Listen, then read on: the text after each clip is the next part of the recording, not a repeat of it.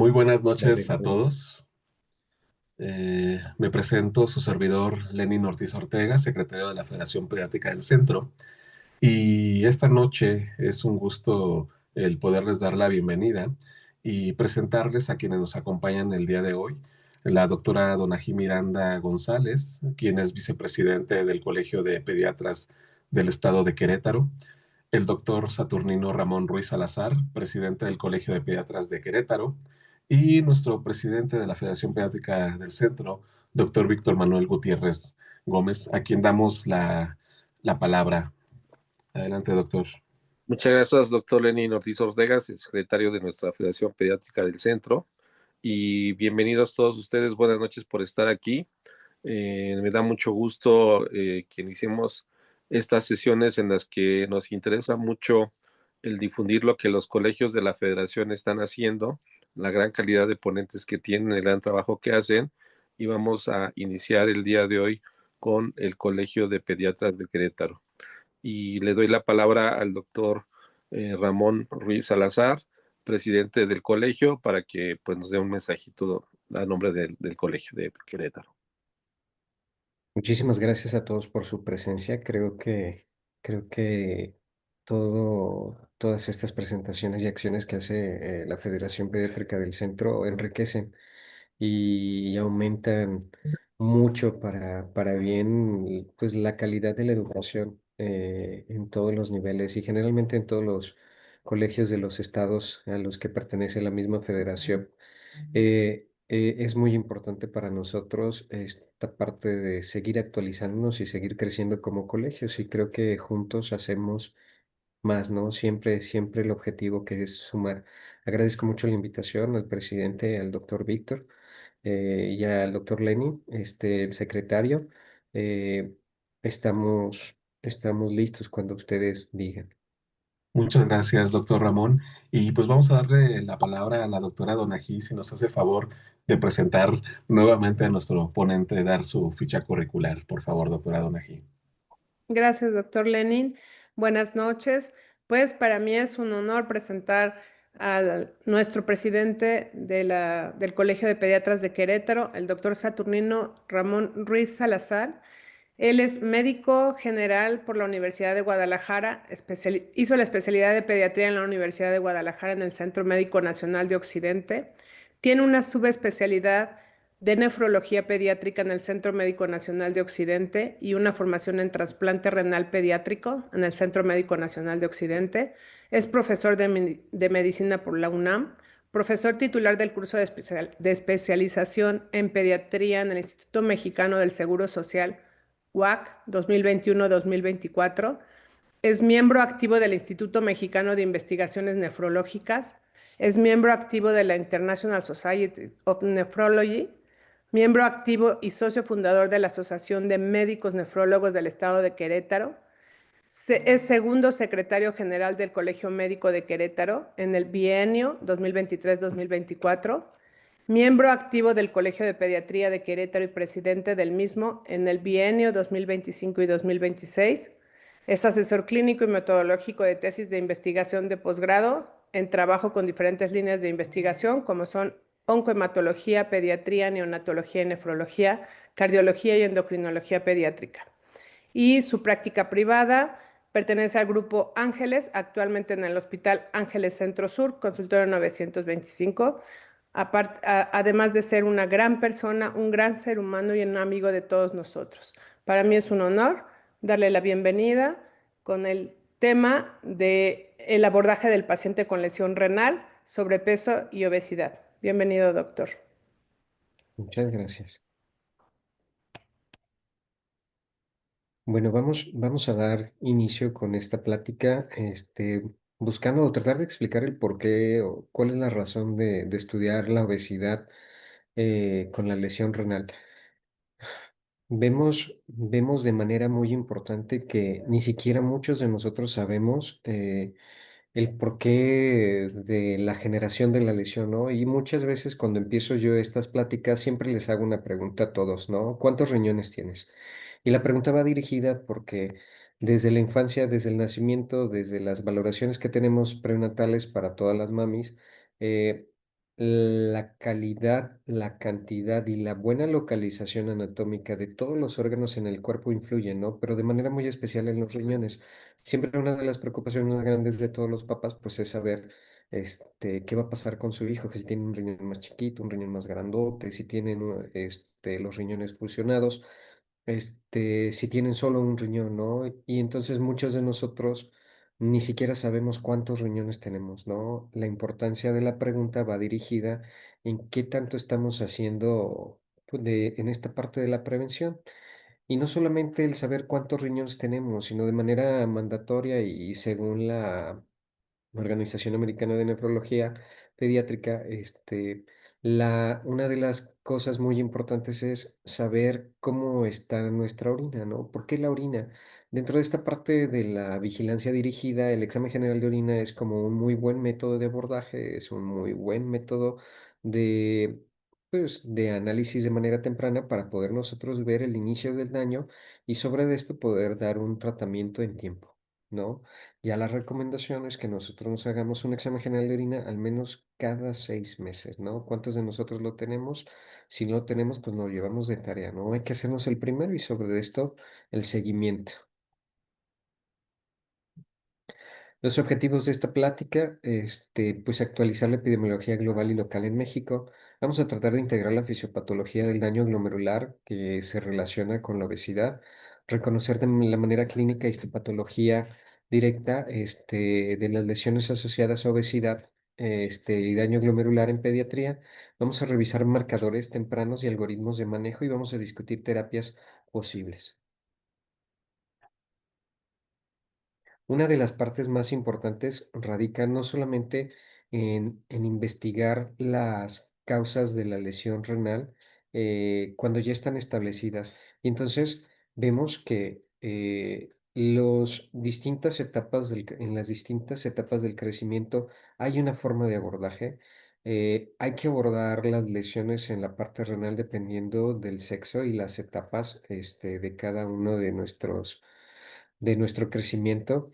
También la evaluación de la lesión renal en la lactancia, el embarazo y también en la edad adulta. Cada una de las investigaciones que hacemos se hacen de manera dirigida para aprender y para poder localizar dónde está ese punto específico donde podemos hacer o incidir para quizá dar una prevención, quizá dar un tratamiento. Es muy importante para nosotros y nos vamos a dirigir de manera muy central el abordaje de la lesión renal en la etapa de la infancia y la adolescencia, pero vamos a hablar de nutrición, vamos a hablar del censado o de los sistemas que tenemos para hablar del correcto peso en nuestros niños y todo lo que esto conlleva. Es importante para nosotros identificar los factores de riesgo y antes de llegar al nacimiento nos damos cuenta que no solamente esto es una enfermedad que inicia cuando el niño nace, sino que factores tan importantes como el tener una mami que tenga obesidad nos puede predisponer para nosotros tener obesidad en el futuro, ¿no? Y este es un factor de riesgo para que los niños, desencadenen, lesiones. Una de las causas más importantes o uno de los factores que se han identificado de manera muy temprana es la presencia de albuminuria o microalbuminuria y recordemos siempre que la obesidad predispone a hiperfiltración y la hiperfiltración es uno de los primeros pasos para la lesión renal establecida. En todo el mundo, para el año 2024 se estima que uno de cada 8 adultos tenga obesidad. Si hacemos como un sondeo en el mapa mundial, el 42% de los adultos obesos se encuentran en América del Norte y en América Latina un 24 y un 30%. Esto hace que solamente la franja alta de Norteamérica tenga aproximadamente un 70-72% de personas obesas para el 2024 y las proyecciones no cambian. Esta obesidad proyectada para el 2030 pues cambia totalmente, ¿no? Y de manera radical. Los países con mayor obesidad, nos meten a México como en uno de los primeros 10 lugares de gente obesa en todo el mundo. Y es que para el 2020 México se localizaba en el cuarto lugar de pacientes con obesidad, y no solamente sobrepeso, sino como obesidad. Recordando que la obesidad no solamente le pega al riñón, sino que la obesidad también tiene un componente que le lastima todos los vasos sanguíneos, lastima el sistema cardiovascular, lastima el sistema endocrino metabólico, y entonces estos problemas generan y acarrean un gasto que, si de manera temprana se previene, podemos nosotros competir y hacer una prevención de manera temprana, que es parte de lo que nosotros buscamos. Las tasas para el 2030-2035 no son nada favorables. Si buscamos el número de pacientes con sobrepeso, todos estos pacientes que se encuentran con índices de masa corporal por arriba de 25, o los pacientes con obesidad con índices de masa corporal mayores de 30, y los podemos cuantificar y medir en millones, podemos hablar de que de la población total en el mundo, para el 2020, del 2020 al 2035 duplicamos el número total de pacientes en el estimado proyectado. Y esto se vuelve alarmante porque en tan solo 15 años, eh, casi la mitad de la población mundial total tendrá sobrepeso u obesidad, ¿no? Esto nos conlleva de manera muy importante el tratar de abordar la obesidad y todas sus complicaciones para poder dar una solución. En México las cosas no muestran un panorama favorable, ya que en la ENSANUD, desde el 2006 hasta esta actualización que traemos del 2022, pues sí tenemos que de todos nuestros adolescentes con sobrepeso y obesidad, vamos a tener que una proporción, en porcentaje para el 2022, aproximadamente del 40% de nuestros niños, o sea, más de eh, 4 de cada 10 de nuestros niños van a tener sobrepeso o van a presentar obesidad. Pero este problema no solamente es desde la adolescencia, sino que también en la etapa infantil. Y es que el sobrepeso y la obesidad tiene mucho que ver con la forma en la que comemos, con la forma en la que ingresamos calorías, energía a nuestro cuerpo, y con la forma en la que la gastamos. Y entonces aprendimos que hay predisposiciones genéticas y hay factores neurobiológicos que contribuyen para nosotros presentar obesidad. Y es que factores de riesgos como el uso de pantallas de manera prolongada, estar sentado por más de 2 horas, hacer trabajos de manera sobredemandante que tengan menos ejercicio, pueden provocar el tener sobrepeso y obesidad. Hay factores socioeconómicos que se asocian a la obesidad, y factores psicológicos que están ligados a la obesidad, que se perpetúan no solamente en los padres, sino también en los hijos. Y se ha demostrado que esto es un problema que crece y va más allá de las siguientes generaciones. Para poder hablar de lesión renal, pues tenemos que conocer, según nuestras guías, quién clasifica la lesión renal y cómo se clasifica, dependiendo si es una lesión aguda o si es una lesión crónica. Si hablamos de una lesión aguda, es toda aquella lesión que aparece antes de 3 meses de manera sostenida, con disminución del filtrado glomerular.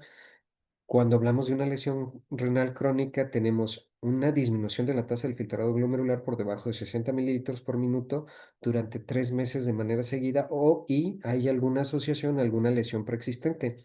Tenemos dos formas de medirla. Una puede ser con la presencia de proteínas en orina. Medimos microalbúmina en estadios del A1 hasta el A3 como una cuantificación mínima para el A1 desde 30 miligramos, y con una lesión en etapa A3 con una cuantificación mayor de 300 miligramos. El mecanismo del daño va dirigido sobre aumento de la presión intraglomerular, ¿no?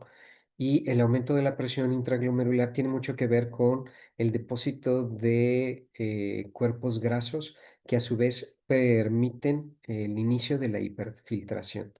Es importante para nosotros tratar de encontrar todos estos factores de riesgo que influyen de manera directa, ¿no? En los cuales se involucran todos estos problemas metabólicos. Y es lo que de manera temprana busca el nefrólogo y es lo que protege el nefrólogo, es lo que debe proteger el médico. Tenemos que buscar o tratar de hacer o incidir de manera directa sobre los aceleradores del daño renal. ¿Cuáles son los aceleradores del daño renal? La glucosa en descontrol, el colesterol y triglicéridos elevados, el ácido úrico elevado, la presión arterial elevada, la presencia de proteínas en orina y sobre todo el sobrepeso y la obesidad. Este a su vez altera factores hemodinámicos que generan estrés. Este estrés, derivado del acúmulo de cuerpos grasos, puede modificar y producir efectos neuroendocrinos y entonces se liberan factores de crecimiento específicos similares a la insulina con una disregulación del sistema del eje renina-angiotensina-aldosterona, la reducción de las adiponectinas con aumento del tono simpático y esto a su vez perpetúa los factores de inflamación, produce disfunción mitocondrial y produce falla y fracaso del sistema completo. ¿Cómo funcionan las adiponectinas? ¿Cuál es el problema con la hiperfiltración? Pues aprendimos que el sistema renina-angiotensina-aldosterona es uno de nuestros principales reguladores del tono parasimpático y simpático en todo el cuerpo. Y esta activación se ve modificada por la presencia de las adipocinas.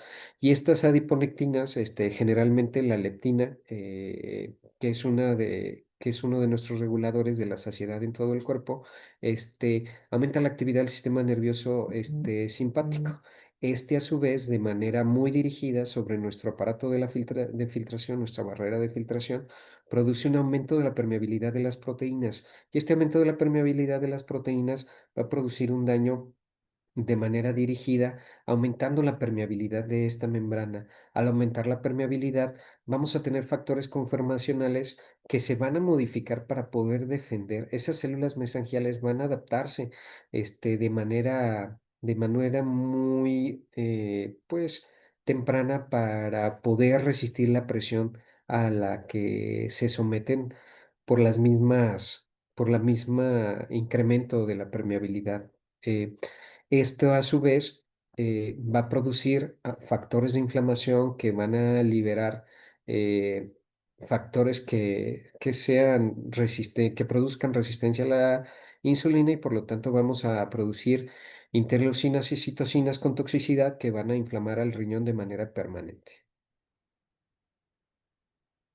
¿Cómo se relacionan estas citocinas? Tenemos apertura específica de canales o transportadores específicos para la glucosa, como es el GLUT4 y sus receptores específicos. Estos canales específicos, al estar sobreactivados, van a tener un efecto directo sobre la angiotensina 2. La angiotensina 2 se encuentra en todo nuestro cuerpo y esta, a su vez, por activación de la aldosterona, va a aumentar la presión intraglomerular con un aumento de la reabsorción del sodio. Esto va a aumentar la acumulación de ácidos grasos en el riñón y por lo tanto la liberación de interleucinas como la 6 y la 1, el factor de necrosis tumoral alfa. Esta liberación de citocinas va a provocar atrofia intersticial con fibrosis del glomérulo y disminución de la función de los túbulos. Al tener una persistencia de la proteinuria, los podocitos van a tratar de cerrar sus piecitos y van a disminuir la permeabilidad de manera mecánica y de manera persistente. Si esto dura más de 3 meses de manera sostenida, vamos a evolucionar a lesión crónica establecida. Si hablamos de lesión renal microscópica, tendremos que hablar de la lesión renal metabólica.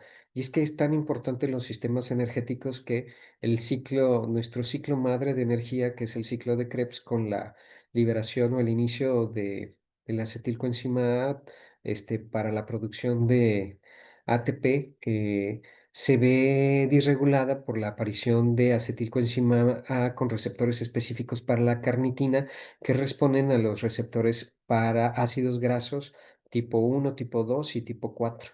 Estos receptores específicos, con cadenas de triglicéridos enriquecidas, tienden a funcionar de manera directa sobre el sistema de transcripción energético de la misma mitocondria y producen factores de transcripción similares, como los PPARs gamma y los factores relacionados a PPARs alfa y los factores específicos relacionados a la transcripción de ácidos grasos.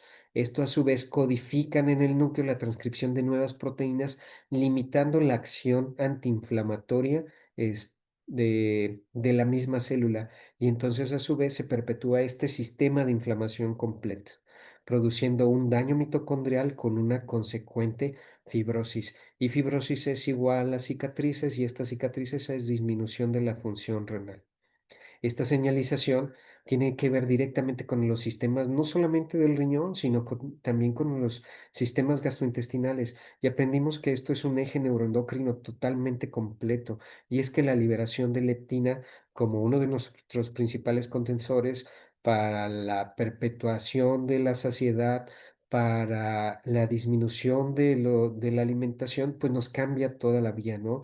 Y entonces tuvimos que aprender que hay diferentes mecanismos de señalización en este sistema de obesidad y daño renal y tuvimos que aprender que hay diferentes personas o prototipos o fenotipos de la obesidad que responden no solamente a sistemas de saciedad, sino que tienen que responder a sistemas periféricos y a sistemas centrales. Y aquí entran en jaque todos estos sistemas del sueño, de la regulación metabólica, del crecimiento en los niños, estos sistemas análogos del glucagón como el GLP-1 y los fármacos que van dirigidos para atacar cada uno de los pasos y disminuir estos sistemas de inflamación que a su vez favorezcan la proliferación de segundos mensajeros y esto perpetúe per se la inflamación. Aprendimos que la genética y la epigenética son importantes porque estos sistemas mensajeros cambian y descubrimos en esta parte de la metabolobiómica para poder encontrar marcadores en las secreciones, pues que hay marcadores específicos que nos hablan de lesión renal y daño. Uno de los más estudiados son los que van ligados al glucagón son los más ligados a las lesiones glomerulares tubulares, donde aparecen descritos en esta barrera de filtración el MIR-205, el MIR-22-3P, el 144-3P y el MIR-22-5P. Todos estos como marcadores de daño temprano. Nos estamos adelantando ya a la lesión renal antes de que llegue la microalbuminuria y podemos predecir de manera temprana quién va a tener una lesión con estos marcadores. Si hablamos de daño renal, este, y obesidad, creo que es importante que utilicemos lo que nosotros tenemos en casa, ¿no? Y es que la mayoría de los estudios van dirigidos a la búsqueda de la proteinuria y entendemos de manera muy importante que para muchos de nosotros es muy difícil tener una microalbúmina, es muy difícil encontrar o realizar una cistatina C, pero sí podemos detectar en un examen general de orina la presencia de proteínas que la presencia de proteínas nos habla ya de un daño establecido, recordando que por la técnica en la que se lee el examen general de orina, la proteína que más se estudia pues es la albúmina, ¿no? Y antes de llegar a la microalbúmina, antes de poder identificar una lesión de manera temprana, el examen general de orina es nuestra arma principal. Si vemos el análisis de todos estos estudios, con muestras tan chiquitas como 8 pacientes hasta 71 pacientes, todas las muestras nos hablan de elevaciones de manera temprana de las proteínas. Y en el estudio que no se evaluaron proteínas, se evaluó microalbúmina, ¿no? Y se fijan que muchos de los pacientes que presentaron de manera persistente proteinuria o microalbuminuria evolucionarían a fallo renal, ¿no? Si no se hace el estudio de manera completa.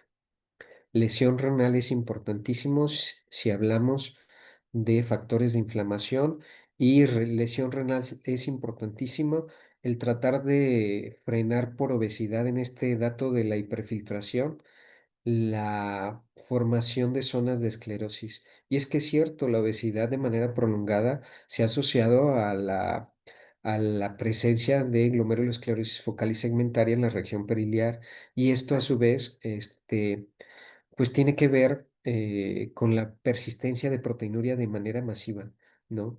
Y esta proteinuria masiva, si no se resuelve a tiempo, va a producir un daño.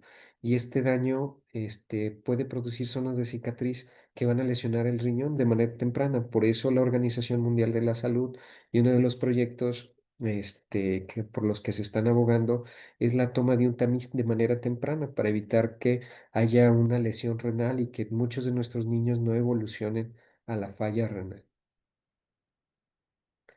Las estrategias de manejo van dirigidas en esta pirámide adaptada, que se me hace como un, un abordaje muy interesante. Siempre recordando que lo que marca la importancia es el que podamos hacer una intervención temprana con lo que tenemos en casa, ¿no? Y el hacer un examen general de orina es una de las estrategias más importantes. La toma la toma morfológica, el saber que nuestros pacientes o que nosotros mismos tenemos dos riñones y que dos riñones funcionantes es algo importantísimo. Y sobre eso, tratar de colocar o hacer como una estrategia de intervenciones relacionadas al nivel de atención sobre el que nosotros estamos. Y es que las guías CADIGO hacen como un abordaje en relación a la disminución de la tasa de filtrado glomerular y sobre de la disminución de esta tasa de filtrado glomerular hay una terapia escalonada. La terapia escalonada va dirigida a tratar de mantener pesos por debajo de un índice de masa corporal del 95, con un ideal menor de 90, y a su vez el tratar de cuantificar en todos los niños en relación a la estatura la tasa de filtrado glomerular por las fórmulas que ya nosotros conocimos. La base de la pirámide es tratar de hacer una identificación temprana de nuestros pacientes en riesgo. ¿Quiénes son los pacientes en riesgo? Pues todos los niños que tuvieron un peso menor al nacimiento de 2.500 gramos, todos nuestros pacientes que fueron prematuros, todos nuestros pacientes que tienen alteraciones del sueño, todos esos niños que duermen menos de 7 horas al día, todos esos niños que son sometidos o que tuvieron infecciones de vías urinarias de manera temprana antes del primer año de vida, todos los niños que tienen malformaciones de la vía urinaria, ellos tendrán que ser abordados de manera temprana. Entre el tercer y quinto año, dentro de la escala, tendríamos que tener un manejo ya en conjunto con el médico general, el pediatra y el nefrólogo, y sobre de esto se valorará en los siguientes pasos de la evolución, según CADIGO, después de la etapa 4, se hará la preparación pues para el inicio de terapias de sustitución renal. ¿Cuáles son los puntos importantes que marca Cadigo en el 2024 para nosotros poder limitar el daño renal asociado a obesidad? Pues primero hay que clasificar el índice de masa corporal en nuestros niños. Y esto es muy importante porque índices de masa corporales disminuye la posibilidad de hiperfiltración y como ya habíamos quedado, la hiperfiltración es uno de los primeros pasos para la lesión renal establecida. Las formas de medir o nosotros poder obtener la tasa de filtrado glomerular siempre dirigidas con la estatura. La fórmula más sencilla es la de Schwartz. La de Schwartz modificada, que la fórmula es la talla en centímetros sobre la creatinina, la talla en centímetros por la constante que es 0.413 entre la creatinina sérica y esa es la que nos da el manejo. Si tenemos a la mano Cistatina C, podemos usar CKID under 25, debajo de 25 para poder hacer el análisis en nuestros pacientes más pequeños. ¿Y qué marcan las guías de seguimiento y de tratamiento? Uno de los principales factores a modificar en el paciente con sobrepeso, obesidad y lesión renal es hacer intervenciones dirigidas no solamente en el paciente, sino que hay que buscar de manera dirigida hacer una intervención en la familia. Y en la familia, algo bien importante que marca la guía es hacer una reducción en la cantidad de alimentos o bebidas azucaradas. Hay que llegar o acercarse a las metas del índice de masa corporal en puntuaciones Z. Hay que medir el perímetro abdominal de nuestros pacientes y ver quiénes de ellos tienen datos de resistencia a la insulina. Se recomienda que todos ellos tengan niveles de hemoglobina glucosilada si tenemos por ahí alteraciones de resistencia o prediabetes. Como segundo paso, se recomienda el inicio de medicamentos antiproteinúricos. Estos medicamentos son increíbles porque reducen la presión intraglomerular y per se, pues el paso de las proteínas a través de todo el circuito. Y entonces el uso de los antiproteinúricos, como lo son los YECAS y los ARA2, nos ayudan a llegar a este objetivo meta, que sea una microalbúmina menor de 30 miligramos por gramo. Esto se lleva bajo precaución y dentro de la pirámide que les presenté, los pacientes que usan antiproteinúricos tendrán que llevar una vigilancia especial porque al tener una disminución de la velocidad del filtrado en etapas 4 y 5, no todos son candidatos, porque uno de los principales factores o de los efectos adversos asociados es la producción de anemia por el uso crónico de YECAS y ARA2 y la elevación del potasio, por eso tendrán que usarse con precaución. En la etapa 3 del tratamiento para el paciente con obesidad y daño renal, pues tenemos a los más utilizados en los adolescentes, ¿no? Que son todos estos fármacos antiobesidad. Al parecer solamente el Ozempic, que es la semaglutida, es el único que se ha sido autorizado por la FDA para el uso en nuestros pacientes adolescentes, pero ya tenemos una gama completa enorme de fármacos que intervienen directamente sobre este canal del glucagón y sobre no solamente el glucagón, sino sobre GIP y tienen una acción central modificando de manera metabólica este paso de la pues, de la asimilación de la energía a partir de los ácidos grasos. Y uno de los medicamentos más completos con una acción sobre el triple eje sería la retatrutida. ¿Cómo hemos evolucionado? Y esta tablita se me hace muy interesante porque es la que marca la Asociación Americana de Pediatría. En el 2018 teníamos fármacos para la obesidad tan poquitos como básicamente solamente usábamos pues análogos que modificaban la capacidad de nuestro páncreas para poder liberar insulina, como era la metformina. Hasta el 2020 se comienzan a usar análogos de GLP-1 y entra ahí la liraglutida, el Saxenda, y por ahí la melatonina, que es el Incibre. Dentro de este adaptación o el uso de los medicamentos para el 2022, la FDA aprobó el uso de Wegovy, que ha sido uno de los medicamentos que ha demostrado un poquito más respuesta, que aunque solamente ataca uno de los ejes de estas vías de inflamación para la obesidad, ha sido uno de los más usados. Y sobre esto, pues están en las líneas de investigación todos los inhibidores de GIP y los inhibidores metabólicos. Como cuarto, pues tenemos el uso de cirugía bariátrica en adolescentes. Todos aquellos pacientes obesos que fueron perfectamente evaluados, que entraron en un protocolo dirigido con índices de masa corporales mayores del 95% sin respuesta al tratamiento, con datos de hiperfiltración y lesión renal, se ha demostrado que la cirugía bariátrica en los adolescentes disminuye la presencia de proteinuria, ¿no? Disminuye la aparición de la hiperfiltración y por lo tanto favorece a que ese riñoncito se mantenga sano. Por último, me gustaría recalcar, seguimos en investigación. Todas estas personas que aparecen aquí, estamos con el proyecto Nefron, es el tamiz que salva vidas. Agradecemos a la CONAPEME el que se nos haya invitado a este proyecto.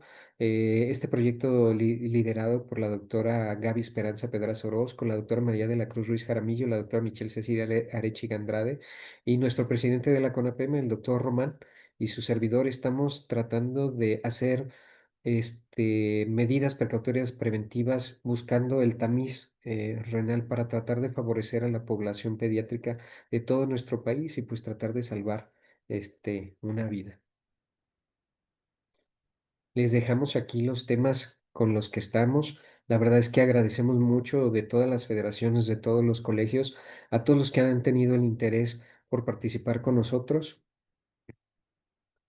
Y por ahí les dejamos un QR para el que quiera o tenga el interés de investigar qué es el proyecto NEPRO. Agradezco mucho la invitación a la Federación Pediátrica del Centro por permitirme hablar de esto que me gusta tanto y pues estoy a sus órdenes y dejamos un espacio para las preguntas. Muchas gracias. Muchas gracias, doctor Ramón. Excelente la ponencia. Y sí tenemos algunas preguntas que en parte ya han sido, han tenido algo de respuesta dentro de la conferencia. Y alguien nos pregunta si solo se recomienda un examen general de orina o también microalbuminuria al azar. La recomendación ya en todo el mundo es que se tengan al menos dos exámenes generales de orina para que de verdad hagamos un abordaje de manera temprana. Si nosotros recordamos, esta parte de la hiperfiltración de manera sostenida durante más de 3 meses puede provocar un daño no reversible. Y entonces hacer solamente un examen general de orina una vez al año aumenta la o disminuye la posibilidad de que tú hagas una identificación temprana. Por eso un examen general de orina, que es una prueba muy sencilla, eh, se recomienda que todos lo tengamos durante pues toda nuestra vida, al menos 2 veces al año, ¿no? Correcto, muy bien. Entonces, esto es muy buen punto para saber cada cuánto o con qué Cada periodicidad cuánto tenemos tiempo. que estar realizando tamizaje. Y bueno, también alguien preguntó cuál es la opinión respecto a los agonistas de HLP1 o de las semaglutidas. Ya hizo algún comentario el doctor Ramón al respecto. No sé si quiera dar alguna otra opinión. La Asociación Americana de Pediatría solamente tiene autorizado el uso de análogos de GLP-1. El que es un poquito más utilizado es la semaglutida, pero están en investigación medicamentos como Mounjaro, que es la tirzepatida, o la retatrutida, que tiene una acción sobre el triple eje, ¿no? GLP-1, GIP, y que ataca directamente sobre la vía metabólica para la transformación de ácidos grasos, ¿no? Esos todavía no están aprobados, pero creo que funcionan como una alternativa futura para el tratamiento de la obesidad y sobrepeso, ¿no? Muy bien, muchas gracias. Alguien más pregunta, ¿cuál es la dosis de IECA para disminuir la proteinuria? La dosis normal, dependiendo de cada uno de los medicamentos, es 1/3 de la dosis total máxima, como monodosis por las noches. De manera única es la dosis recomendada para todos los pacientes. Gracias. Y nos preguntan, entonces recomiendan monitorear proteínico en todos los niños con obesidad. El monitoreo de la cantidad de proteínas, lo que se recomienda es que al menos tengan un examen general de orina todos. Tenemos que entender que el examen general de orina mide albúmina y la albúmina es una proteína muy grandota, ¿no? Más de 60 kilodaltons, es una proteína bastante gigante, ¿no? Teniendo en cuenta que la proteína que lee el examen general de orina es y no te lee microalbúmina. Y entonces al no leer microalbúmina se están escapando las posibilidades de identificar de manera temprana lesiones potencialmente reversibles, ¿no? Que pueden hacer que ese riñoncito viva muchos años, ¿no? Lo comentaba en una parte de la plática que hay que tratar de atacar todos los aceleradores del daño renal. Y el objetivo de los nefrólogos es que sobre el filtrado glomerular mínimo que todos tenemos que tener, que es más de 90, no aumente la aceleración del daño en más de 1 mililitro minuto por año, ¿no? Y entonces el objetivo de todos nosotros es que disminuya en un punto 5, sabiendo que después de los 40 años todos vamos a tener una disminución fisiológica del filtrado glomerular de manera normal en un punto por año, ¿no? De tal forma que cuando lleguemos a los 50 años, ese 90 que teníamos a los 40 se va a convertir en 80, a los 60 ese 80 se convierte en 70 y así de manera progresiva va a ir la disminución. Por eso hay que tratar de cuidar el riñón, hay que tratar de hacer una identificación de manera temprana, ¿no? Correcto. Doctora Donají, por ahí ve algunas otras preguntas. A ver, sí está mi cámara, ¿verdad? Digo, mi audio. Sí, Sí, bueno, básicamente está lo de los análogos de GLP-1, doctor Ramón, ¿a partir de qué edad Después de considera los que pueden ser utilizados? O se refiere más bien al grado de obesidad? No, los análogos pueden ser utilizados en la adolescencia solo para adolescentes con índices de masa corporal mayores a 95. ¿Eh? Se hace la prueba y sobre eso vemos respuesta. También nos están preguntando que si pueden ser utilizadas las estatinas. Las estatinas son importantes porque se ha demostrado que disminuyen el proceso de inflamación, ¿no? Dependiendo del tipo de estatina, vamos a tener un bloqueo con una protección, diferente, ¿no? Las estatinas van dirigidas para esta parte de la inflamación vascular y dentro del riñón protegen y disminuyen ciertas citocinas, ciertas interleucinas. Entonces, sí se recomienda el uso de estatinas, pero pacientes con ciertas particularidades en específico, teniendo en cuenta que los pacientes con dislipidemia que no responden al tratamiento inicial, que es la dieta y el ejercicio, van a tener van a tener que completar ciertos requisitos para poder utilizar las estatinas, ¿eh? Las estatinas de uso común no se usan como nefroprotección. Lo que sí se usa como nefroprotección son los IECAS y los árados. Ya, muchas gracias, doctor. Tiene además múltiples felicitaciones en el chat. Gracias. Todo el mundo le expresa el agradecimiento y su reconocimiento a su excelente plática. Le cedo la palabra al doctor Víctor Gutiérrez. Muchas gracias, doctora Donají. Muchas gracias, doctor Lenin, por la coordinación de las preguntas. Y doctor Ramón, pues muchísimas gracias por haber estado presente. Yo les reitero, la intención de la Federación Pediátrica del Centro, pues es justamente el difundir las actividades y todo el talento que existe en nuestra federación. Como lo acaban de ver, una muestra muy valiosa es el doctor Ramón, que nos acaba de dar una brillante conferencia. Y pues destaco que los 8 colegios que formamos la federación pues cuentan con excelentes ponentes y con diversas actividades. La doctora Donají también está muy activa en varios comités. Entonces, destaco en esta ocasión la labor que hace el Colegio de Pediatras de Querétaro y pues que si nos pueden mencionar algo de su próximo congreso que ya se está cerca del mes de mayo. Bueno, no sé quién quiera empezar, pero estamos muy contentos porque en el mes de mayo, para el día 20, tendremos nuestro 18 Congreso Estatal de Pediatría. Ha sido la suma del esfuerzo de muchas generaciones trabajando por la niñez queretana. La verdad es que estamos tan contentos porque esto hemos ido creciendo con el tiempo y hemos ido aprendiendo mucho y gracias a toda esta participación, hemos tenido la posibilidad de traer grandes ponentes, hacer cambios en nuestros talleres, ayudando a mucha gente, ¿no? Hacemos y tenemos labores que ayudan no solamente a nuestros pediatras, sino que también ayudan a la población en general. Dentro de esta proyección vamos alineados a los trabajos con APEME.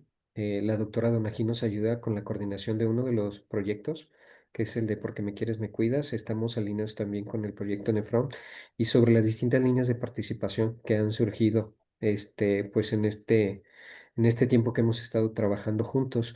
También agradecemos el apoyo de todas las federaciones que han participado con nosotros y a ustedes, el doctor Lenin, doctor Víctor, que han estado pues ahí siempre presentes con nosotros y apoyándonos para crecer en esta parte de la enseñanza y desarrollo por la pediatría, ¿no? Le permito la palabra a la doctora Donají para que nos comente un poquito más de lo que también estamos haciendo. Pues como ya lo comentó nuestro presidente, realmente estamos muy entusiasmados porque este congreso que se va a presentar en 20, 21 y 22 de mayo, tenemos invitados, estamos por concretar algunos, inclusive extranjeros. Queremos brindarles un programa de excelencia académica. Estamos muy contentos por el apoyo de todos ustedes porque las federaciones se han unido, o sea, la federación nos ha unido en todos los estados y tenemos mucha participación de todos los pediatras de diferentes estados que pertenecen a esta federación. Su apoyo, doctor Víctor, y el apoyo del doctor Román, que la verdad son invaluables, todo lo que nos apoyan y gracias a eso nuestro congreso ha crecido muchísimo. Les extendemos con mucho cariño la invitación. Estamos trabajando arduamente en esto y creo que vamos a tener pues esperemos tener tan buenos resultados como el congreso que acabamos de hacer en el 2025. Pues muchísimas gracias, doctor o sea, Ramón Ruiz, doctora Donají. Felicidades, les va a ir muy bien en su congreso. Hoy tuvimos esta conferencia y les comentamos que dentro de 15 días vamos a tener una sesión conjunta con el Colegio de Pediatría del Estado de Tlaxcala, que preside la doctora Laura Tlachi. También va a estar el doctor Armando Severiano como vicepresidente.